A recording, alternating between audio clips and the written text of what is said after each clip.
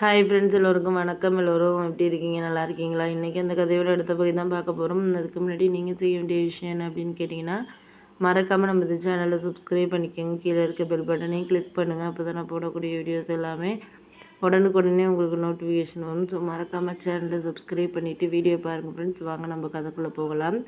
ஒருத்தரை நீங்கள் வேணும்னு நினச்சிட்டிங்கன்னா அதில் எவ்வளோ வேணாலும் கஷ்டங்கள் வந்தாலும் அந்த கஷ்டத்தை நம்ம சமாளித்து தான் ஆகணும். அதில் எவ்வளோ கஷ்டம் இருக்குங்கிறத நம்ம பார்க்க முடியாது, பண்ண முடியாது அப்படின்னோடனே, ஆமாம், நம்ம அதெல்லாம் உண்மை தான், நான் இல்லைங்களா. ஏன்னா நம்மளுக்கு கஷ்டங்கள் இருக்கிறப்போ அதையெல்லாம் நம்ம தாண்டி தான் வாழ்க்கையில் ஒரு சில விஷயங்களை பண்ண வேண்டியதாக இருக்குது. அதை தாண்டி நம்ம யாருக்கும் இந்த விஷயத்துக்கோ நம்ம சொந்தம் கொண்டாடவோ இல்லை அது இதுன்னு சொல்லிக்கிறதுக்கோ நம்மளுக்கு வழி இல்லை. அதையும் தாண்டி நம்மளுக்கு எந்த விதத்தில் என்ன மாதிரியான ஒரு சில விஷயங்களை எடுத்துகிட்டு போகிறோம் அப்படிங்கிறது மாதிரி தான் ஒரு சில விஷயங்கள் இருக்குது அப்படின்னோடனே, ஆமாம், அதெல்லாம் கரெக்டு தான், நீ சொல்கிறதெல்லாம் எனக்கு புரியுதுப்பா, புரியாமல் இல்லை. நமக்கு வேணும் வேண்டான்னு நம்ம நினைக்கிறோமோ அந்த விஷயத்த மற்றவங்களும் நினைக்கணும்ல, அதுதான் நம்மளுக்கு முக்கியமாக இருக்குது அப்படின்னோடனே, ஆமாம், அதுக்காக நான் யாரையும் குறை சொல்ல விரும்பலை. குறை சொல்கிறதுனால ஒன்றும் ஆகிட போகிறதில்ல. ஏன்னா நம்மளுக்கு இப்போ இந்த நிலமையில் யாருமே வேண்டான்னு நம்ம நினைக்கிறது மாதிரியான ஒரு சில சூழ்நிலைகள் நம்மளுக்கு வாழ்க்கையில் அமைஞ்சிடுது. அதுதான் நான் ரொம்ப இதாக நினைக்கிற விஷயம் அப்படின்னோடனே, சரி விடுங்க, அதெல்லாம் நான் பார்த்துக்கிறேன்ப்பா. முடிஞ்ச அளவுக்கு நீங்கள் அவங்கக்கிட்ட எடுத்து பேசிக்கங்க, பண்ணிக்கோங்க. என்னால் அதுக்கு மேலெல்லாம் ஒன்றும் செய்கிற மாதிரி இல்லை அப்படின்னோடனே, சரி விடுங்க அப்படின்னு சொல்லிவிட்டு அதுக்கப்புறம் இது பண்ணியாச்சு.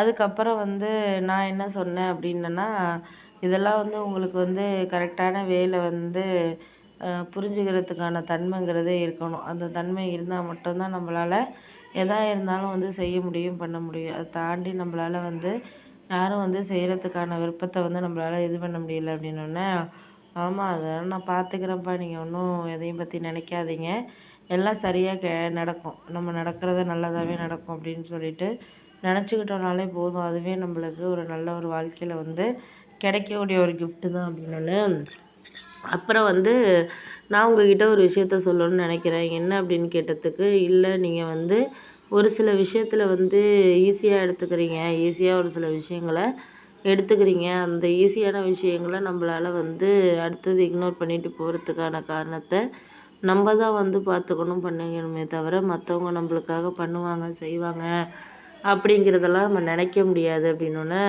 சரி விடு, அதெல்லாம் நான் முடிஞ்ச அளவுக்கு என்னால் என்ன செய்ய முடியுதோ அதை நான் பார்த்துக்கிறேன், பண்ணுறேன். உனக்கு இதெல்லாம் நான் சொல்லி அதற்கு அடுத்தது இது அப்படின்னு சொல்லிட்டு நீங்கள் மற்றவங்க நினைக்கிறதுல இல்லை அப்படின்னோடனே, சரி விடுங்க, அதெல்லாம் நான் முடிஞ்ச அளவுக்கு அவங்கள்ட்ட பேசிக்குவோம், பண்ணிக்குவோம்.